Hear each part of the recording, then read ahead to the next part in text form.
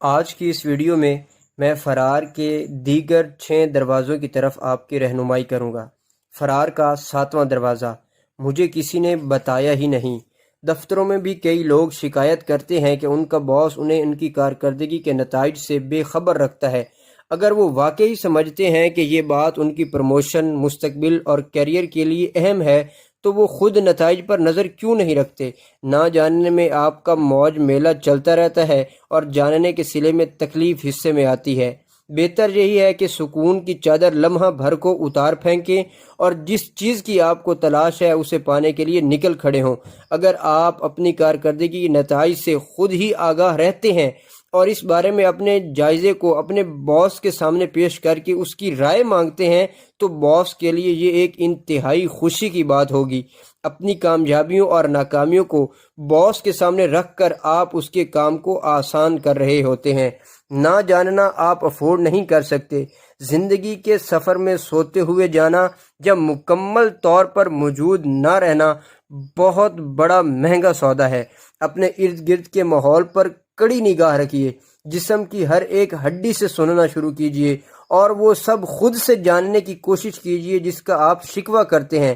اگر آپ آغاز میں ہی اس مسئلے کا حل نکال لیں تو بہتر ہے، وگرنہ ساری عمر یہ شکوہ کرتے کرتے گزر جائے گی کہ کسی نے مجھے بتایا ہی نہیں۔ فرار کا 8واں دروازہ یہ میری غلطی نہیں۔ یہ میری غلطی نہیں کی تحریر فرار کے 8ویں دروازے پر آویزہ ہے۔ کسی واقعے کی ذمہ داری دوسروں پر ڈالنا دراصل خود پر سیکھنے کے دروازے بند کرنے کے مترادف ہے۔ ناخوشگوار صورتحال کی ذمہ داری کسی اور کے سر دینے کے بعد آپ اپنے حصے کی سزا سے بچ جاتے ہیں، لیکن کب تک؟ آخر آپ کا بھی اس میں کچھ نہ کچھ حصہ ہوتا ہے۔ ہاں، کئی کاموں میں ہماری واقعی کوئی غلطی نہیں ہوتی، لیکن ہم ہر بار دوسروں کو الزام دے کر تاریکی کے گڑھے میں دھنستے چلے جاتے ہیں، جس سے ہماری عزت نفس کمزور پڑ جاتی ہے۔ جیل میں کیے گئے ایک سروے کے مطابق صرف 3% قیدیوں نے اپنے جرم کی ذمہ داری قبول کی، باقی 97% کی کہانی کا عنوان بالآخر یہ بنتا تھا، اس میں میرا کوئی قصور نہیں تھا۔ ذمہ داری سے فرار دراصل کامیابی سے فرار ہے۔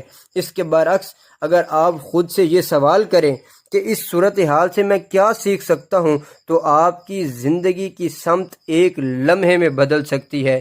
فرار کا 9واں دروازہ یہ میرا کام نہیں۔ فرار کی ایک اور شاندار دروازے پر شاندار تحریر آویزہ ہے، یہ میرا کام نہیں۔ آپ سوچئے کہ گھر سے باہر یا دفتر میں کون سے ایسے کام ہیں جنہیں آپ اپنی ڈیوٹی سے باہر محسوس کرتے ہیں؟ ایسا کرنے سے آپ اب تک کیا نقصان اٹھا چکے ہیں؟ کیا ہوا اگر آپ یہ میرا کام نہیں کا بورڈ اپنے ذہن سے اتار دیں؟ اگر آپ کچھ بھی کر گزرنے کے لیے تیار ہو جائیں تو آپ کی زندگی کیا رخ اختیار کرے گی؟ ذرا سوچئے۔ فرار کا 10واں دروازہ میں نہیں کر سکتا۔ میں نہیں کر سکتا 10 نمبر گیٹ کی طرف رہنمائی کرتا ہے۔ ہنری فورڈ کہتا ہے، جب آپ یہ کہیں کہ یہ کام میں کر سکتا ہوں یا یہ میرے بس سے باہر ہے تو آپ دونوں صورتوں میں صحیح کہتے ہیں۔ ہم ہر صورتحال کے نتائج کو پیشگی اپنے ذہن کی سکرین پر دیکھتے ہیں، پھر اس دیکھے ہوئے نتیجے کو سچ ثابت کرنے کے لیے کچھ بھی کر گزرتے ہیں۔ نتیجے کو پہلے سے طے کرنا اور پھر وہ کچھ کر گزرنا جو طے شدہ کو سچ ثابت کرے ذہن کی اپنی پیداوار ہے۔ شاید ہم اس وقت بھی میں نہیں کر سکتا کہہ جاتے ہیں جب دراصل کہنا چاہ رہے ہوتے ہیں کہ میں نہیں کروں گا۔ چیزوں کو کرنے کی تمام تر صلاحیت اور قوت آپ کے اندر موجود ہے، آپ نے صرف اس قوت کو اپنی ملکیت میں لینے کا اعلان کرنا ہے۔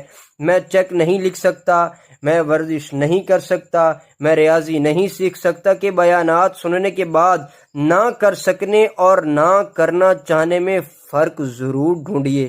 کیا آپ واقعی نہیں کر سکتے یا آپ کرنا نہیں چاہتے؟ اپنی چوائس کو پہچانیے۔ یہ کہنے کے بجائے کہ میرے پاس یہ کام کرنے کا اختیار نہیں، اپنے اختیار کی قوت کو استعمال میں لائیے اور خود کو اس اختیار کے اہل بنائیے کہ میں کر سکتا ہوں۔ فرار کا 11واں دروازہ میں تو بس ایسا ہی ہوں۔ میں تو بس ایسا ہی ہوں آپ کے لیے فرار کا 11واں دروازہ کھول دیتا ہے۔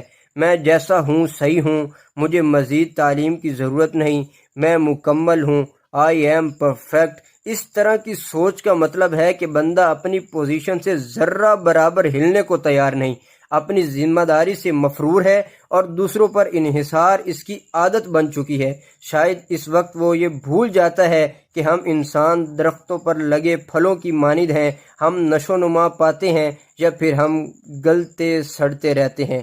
اگر ہمارا نقطۂ نظر، سوچ اور رویے جامد ہیں تو ہمیں گلنے سڑنے کے لیے تیار رہنا چاہیے۔ جب ہم غیر لچکدار رویہ اختیار کرتے ہیں تو لوگ ہمارے ساتھ کام کرنے کے بجائے ہمارے اوپر کام کرنے پر مامور ہو جاتے ہیں، ہم رکاوٹ بن کر رہ جاتے ہیں۔ بالآخر ہمیں اس ڈھیٹ رویے کی بھاری قیمت چکانا پڑتی ہے، کیونکہ یہ تالا بند پوزیشن ہمیں کامیابی کے سفر میں پیچھے کی جانب دھکیل دیتی ہے، بہت پیچھے کی جانب دھکیل دیتی ہے۔ فرار کا 12واں دروازہ، تیل دیکھو اور تیل کی دھار دیکھو۔ خود احتسابی سے بھاگنے کی 12ویں پناہ گاہ ہے، تیل دیکھو اور تیل کی دھار دیکھو۔ اس طرح کے طرز عمل کا مظاہرہ کرتے ہوئے لوگ کام سے یا کسی پروگرام سے استفادہ کرنے، سیکھنے اور خود کو بدلنے کی ذمہ داری دوسروں پر ڈال دیتے ہیں کہ یہ کام تو میرے حصے کا بھی آپ ہی کریں گے۔ وہ کام کو اپنے لیے ایک نفع بخش تجربہ بنانے میں عملاً کوئی حصہ نہیں ڈالتے، بلکہ خاموش تماشائی بن کر رہ جاتے ہیں۔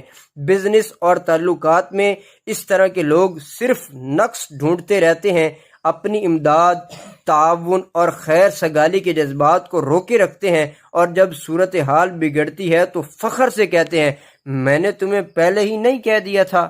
لیکن یاد رکھیے، فرار کے آپ کسی بھی دروازے سے گزریں، فرار آخر فرار ہے۔